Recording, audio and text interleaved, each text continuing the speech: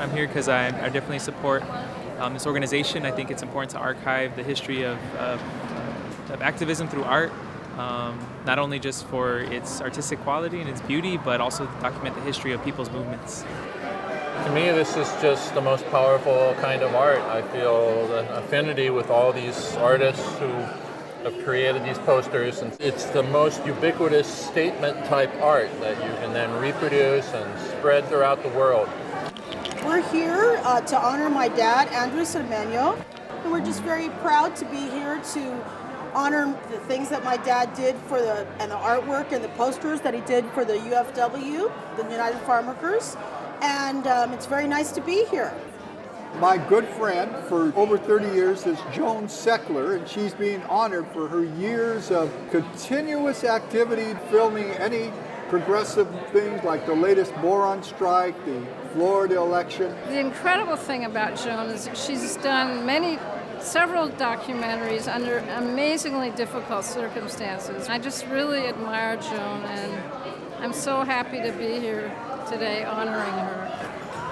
I think today's an interesting and excellent opportunity to celebrate the work that the center has done. I think that it's filled in political, artistic space. It's held that down for such a long time that I'm just really glad to be here today. Cesar Chavez came down with a rough drawing on a yellow paper, lined legal paper, of a rough eagle that his brother had drawn, Richard. And he said, "Would you help me with this thing, because it looked too much like a turkey." So I said, "Yeah, okay." So I redid the neck and refinished it and got the camera ready. And they used that on their first newsletter, and that became their official logo for the United Farm Workers. After that followed the El Malcriado, which was the newspaper for the union. It was a small newspaper because they could only afford $50. Would you believe it cost them $50 to have it printed? And anyway, we started with that, and I volunteered to provide them with the artwork when necessary. And that became quite an active project. I worked with the editors and the writers of that newspaper to supply me with the editorials that needed political cartoons. So I filled up that, and I did a lot of the covers. And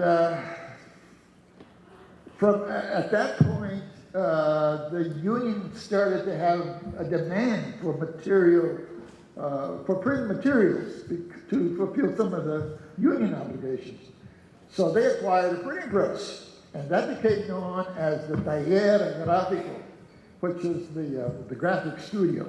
That was in Keene, California, or the place called Paz.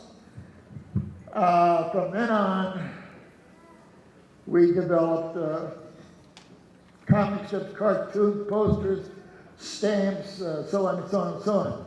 And those were rough times. They were stressful times.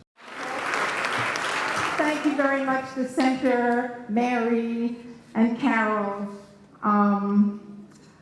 I'm very appreciative that my family came all the way out here, Christina, Candido, and Gail. And I'm also appreciative that Haskell Wexler came here, who's one of my favorite videographers. I don't know where he is, but I saw him earlier. Yay! So I just have a few words to say, and coming off what Art said in terms of us being out in the streets and not just voting at the polls. I mean, we all have to vote, but it's going to take more to make some changes in this country. So what is happening in this country now? Powerful and continuing nationalism, disdain for human rights, identification of enemies as a unifying cause, supremacy of the military, control corporate mass media, obsession with national security, religion and government intertwined, labor power suppressed, obsession with crime and punishment, rampant cronyism and corruption, and finally fraudulent elections. And this was written by somebody a long time ago, and he called it early warning signs of fascism. And I believe it. I really believe it. So, aside from voting, we're going to have to organize millions of people to fight against the system, because we don't have a choice. We just don't have a choice. Thank you.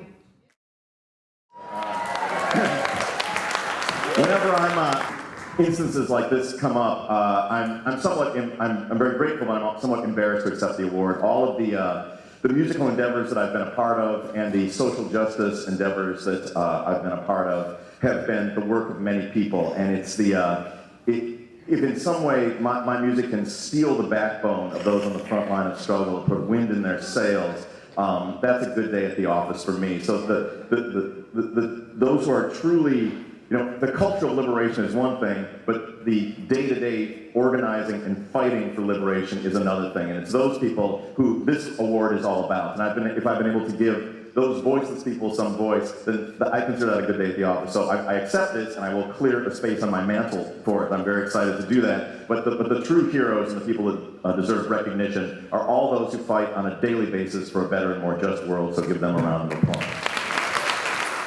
I didn't choose to be a guitar player. That's something that chose me. And I was stuck with it, for better or worse, both blessing and curse. I had to find a way to weave my convictions into my music and into my vocation. And the way that I look at art is like your one responsibility is to be true to yourself, not just with art, but in whatever your vocation is. So standing in the place you live and in the place you work for a more just society is what my music has been about, and I'm very grateful to be here today. Because there's something in music and in art that speaks, it's different from a pamphlet, and it's different from a book. It speaks to something in the reptilian brain. With the right combination of rhyme and reason, it really feels like the truth. And I know for me, it was a huge motivating factor in my political activism. Groups like The Clash and Public Enemy helped me make sense of a suburbia, of a stifling conservative suburbia that made no sense to me outside of those records. And it provided a tether, a lifeline, a rope to a different world where the hopes and aspirations that I felt in my heart could be expressed in my guitar, and they could somehow manifest themselves on the stage in the hopes of broadcasting to the world at large. So thank you very much for this award. I'm not going to take any more of your time, because I'm going to play some jams in a few minutes for you. Thank you very much.